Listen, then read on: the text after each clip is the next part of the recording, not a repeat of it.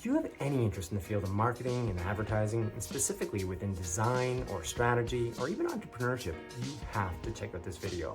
I've got this great guest lined up for you today. Her name is Michelle Lyons, and she's a UK-based professional who has two critically important pieces of information to deliver to you that can really spell the difference between helping people find success or just kind of wandering or meandering aimlessly within the industry.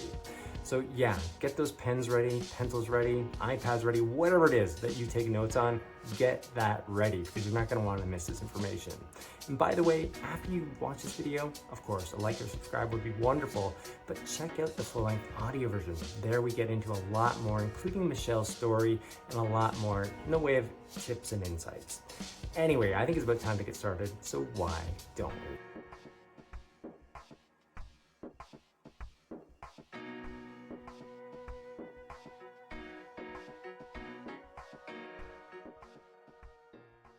Now, before I share those two critically important pieces of information that I've been teasing from the outset of this video, I did want to start with this other clip. And here I'm asking Michelle about any advice that she would give to somebody who's interested in the field of marketing and specifically strategy.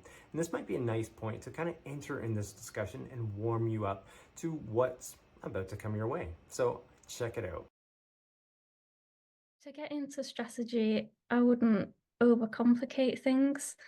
So, although there's all these structures you might learn online about what a strategy should include, I wouldn't get too carried away with that because I've honestly found it's just not necessary to go into all these different branches. You really just want to be focusing on what is the value that you're going to create.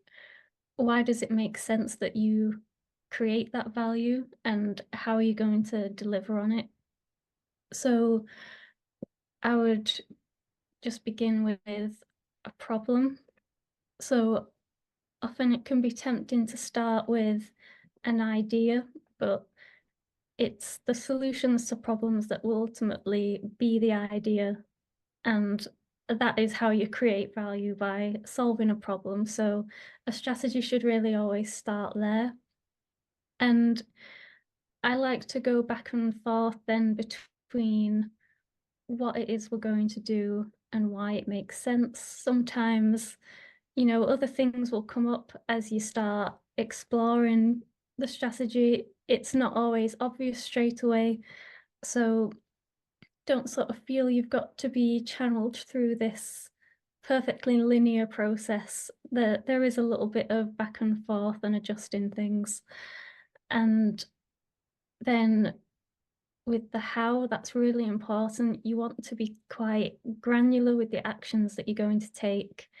So you don't want to just say, oh, do this big task by this date, because you'll come to it and you'll say, I don't know how to do it. I don't know where to start. I don't know where it ends. So you really want to break down every single action, make it really clear, and you'll know when you've got a strategy right because it will just feel easy what to do next. And often it can sort of keep growing as you go along. You might realize, oh, I actually need to take this action as well. You can add that in. Don't ever be a slave to the plan. There's always something, some unforeseen thing, and just have fun with it, because a good strategy is one that's going to set a business apart from everyone else. So really look into how you can contradict the competition. How can you sort of undermine the way they do things so that they can't easily copy you? And yeah, don't get overwhelmed with complexity. So I hope that information was helpful. All right, are you ready? Here comes point number one in terms of helping you find success within the field of marketing and advertising, and specifically within strategy as well as design. And this is advice that you're probably not going to get elsewhere, so listen up for this one.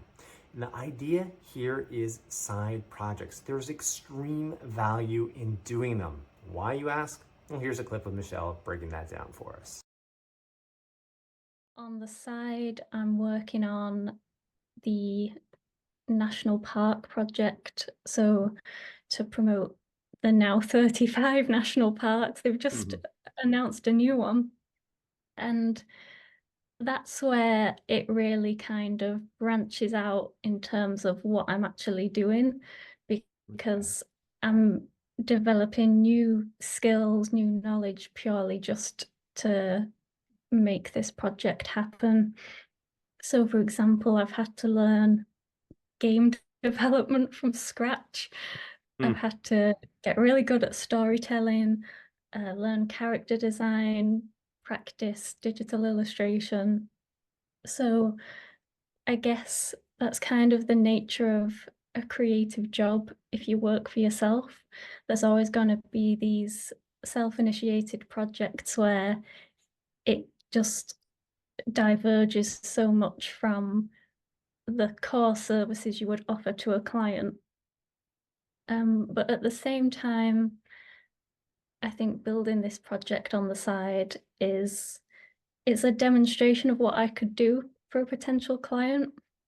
Hmm. So obviously trying to establish myself in such a tight niche is it's a big challenge, and it's definitely a sort of long-term commitment to build up, I guess, that reputation in this space. So I would say it's really crucial to be constantly working on these personal projects that show what these services might look like in action. Okay, so what did you think about that first bit of information? I particularly loved it. I think to me that represents hustle, and hustle oftentimes leads to success. There's so many growth opportunities, learning opportunities that, yeah, how does that not eventually lead you down a path that's going to deliver some degree of success or gold in some way? All right, we're ready for point number two. And this one's also good. Like when you think of the best in any sphere, in any sport, in any business, in any industry, it comes with a certain level of mindset that a professional takes on. And this can spell all the difference between really finding the true levels of success or heightened levels of it and never really making it. So here's a clip of Michelle kind of speaking to these points as well. Everything that you want to achieve is sort of downstream of your beliefs, Mm, because your beliefs are the lens through which you'll filter everything, and that will determine how you think and feel, which will yeah. determine how you behave, the actions you take, and to a large degree it will determine the results that you get. And although in scenarios like these, it can feel like it was just pure luck, you can usually trace it back to something you've done. Hmm. And it's more that I've been taking the actions that have sort of created those conditions for luck and opportunity to arise. Yeah. Yeah. And I thought, well, if I wasn't talking so much on LinkedIn, I would never have met these people. They wouldn't have Hmm. found me. They wouldn't know what I do. So Hmm. yeah, I think if you want to create luck for yourself, you've got to do the work actually. So, what did you think of that last point? Again, I loved it. I think all of that stuff matters, can really spell the difference between finding success or not. Anyway, let me know with your thoughts in the comments.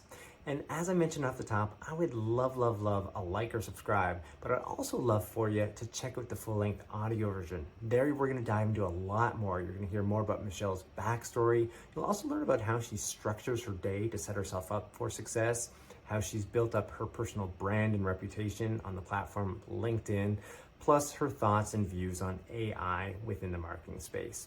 So yeah, you can find that episode wherever you access your podcast, even right here on YouTube. Just search for Life as a ...